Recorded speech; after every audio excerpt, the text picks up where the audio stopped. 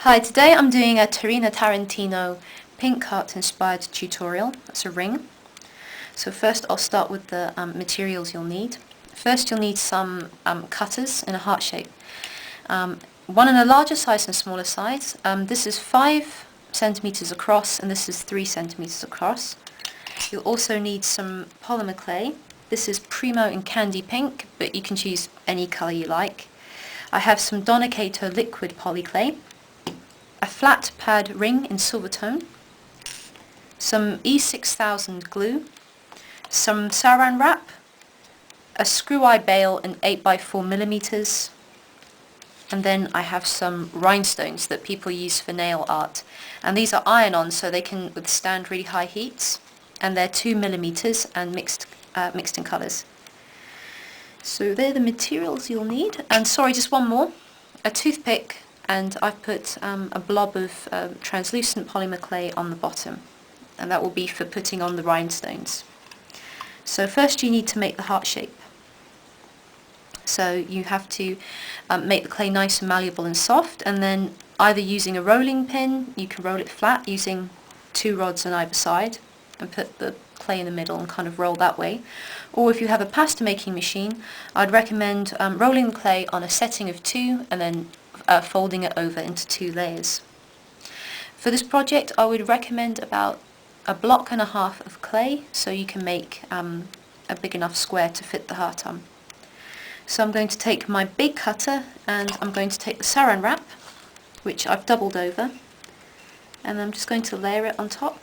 I'm going to put it on like so, and then I'm going to push it in, and I'm going to take a flat object like a coaster and then push the cutter in all the way, which is, believe me, easier said than done. They can be quite stubborn. Then you need to take it off, peel away the saran wrap, and you'll have your heart. If it's a little bit scrappy looking and you have some clay around the edges, you can take a polymer clay cutting blade and just neaten the parts that don't quite look as good. So I have some clay in the centre. So I'm going to just neaten that up quickly. And you also want to think of smoothing it as well, so it just looks nice and professional. So smooth the edges, make sure there's no nicks or cuts on the clay, and make sure everything's nice and smooth. So the next step is to take the smaller cutter, which is this one's 3 centimeters across, and you want to line up the dip in the heart, otherwise you're going to end up with a slightly wonky looking ring. You want to make sure they line up properly, so I'm just going to do that now. Let's see. So make sure it's nicely lined up, and that should be okay. So you want to press it in, not too hard, and then if I show you quickly, you can see it kind of leaves a kind of a line, so you have something to follow with the rhinestones.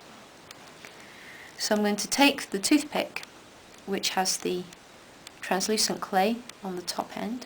You can also use blue tack, white tack, or you can dip the toothpick in a small bowl of water and then apply the rhinestones that way if you like. So the first method I'm going to show you is just how I would do it personally, and then I'm going to give you another suggestion. So I have my 2mm rhinestones here in clear and really light pink.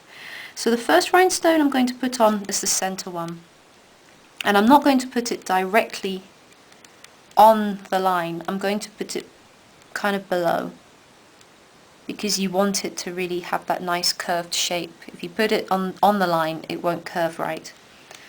So I'm just going to press lightly, and then I'm going to take another rhinestone and I'm going to put it, it's not going on for me, and I'm going to put it on the other side. Again, this time I'm going to start putting the rhinestones on the line instead of under the line, so they're going to follow around. And I'm not going to go all around straight, I'm going to go from side, I'm going to do alternating sides, because it's a nice way to make sure you keep the symmetry, and it just, it's just a bit easier to do than just doing it in one big line. You might find that it ends up as slightly wonkier that way. Again, that's just my preference. Try and leave no gaps. Okay, and then I'm going to do the same thing again. And I'm just going to follow the line, making sure there's no gaps between the rhinestones. So again, it's just this alternating sides method. And I've just started now to get that nice kind of dip in the middle that's going to look pretty. But don't just blindly follow the line, just really, as you go along, just be checking the shape and making sure it's how you like it. Because you can just follow a line and maybe something might not end up quite as you like it. So I find this method with the toothpick is the easiest for me. Some people use... you see, there you go, I've made a mistake there and there's a bit of a gap, so we really don't want that. You want no gaps whatsoever. So as you can see, I'm just working around the line, just checking, as I put down each one, just checking the symmetry, checking the shape. And I'm going to continue to work all the way around and then finish it with one at the bottom. So after you finish going around, you need to then take your finger and just push them in. Not too hard or you're just going to ruin the shape. Just push in lightly so the gemstones, the rhinestones, are going to be secured. I have to apologise for my nails, by the way. I had purple nail varnish on, so they're not dirty. I just couldn't get my nail varnish off properly. Anyway, the next step is to get some liquid polyclay. I'm using Donna Kato, and you want to put like not a thin layer, but you don't want it too thick, somewhere in the middle, and just spread it over and put it in the oven for 30 minutes. Leave it to cool and then blast it with a heat gun, and that's going to make a really brilliant shine. If you don't have the liquid polyclay, you might want to try epoxy 2-part resin, and I use Envirotex. Again, you have to mix it up, use it in a well ventilated area, but that method with the Envirotex, you would have to bake it first and then put the Envirotex over the top. So that's one way of securing the gemstones and creating a nice glossy finish.